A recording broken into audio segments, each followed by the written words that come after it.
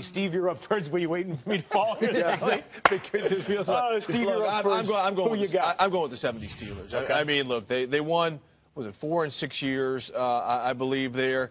But growing up in that era as a Vikings fan, that was a dominant team in the 70s as well. Seeing what they had to go through, the Cowboys, the Raiders, the Vikings, the Dolphins, and Redskins of the 70s were fantastic teams.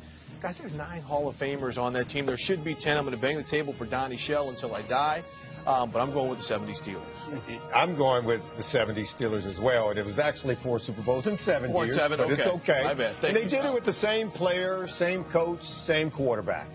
They kept showing up every single week, every single year, and simply kept winning in an era where there's some really good teams in the 70s, like the Dallas Cowboys, like the Oakland Raiders. There were some great teams. And so when you talk about Hall of Famers, they have their own Mount Rushmore of great players. So I think enough said. They really do. And really, Solly's pointing, and Steve, too, with all the same players, all the same coaches. And that's really probably the only reason I would give the nod to the Patriots, is because you look at 01 and 04, the roster just completely changed hands. And so you have this balancing of trying to create, okay, we got to keep you, but we can't afford you, so we got to let you go, and then we got to bring someone in to replace you. I think the coaching stress and strain of this era of football makes it so much more difficult to win than in the past. And, I've only watched tape of the great Steelers teams, and they were great, don't get me wrong, but I would say this. The next era, the next dynasty, 20 years down the road, they'll be better than the Patriots. I mean, the evolution of our game, the speed, the toughness,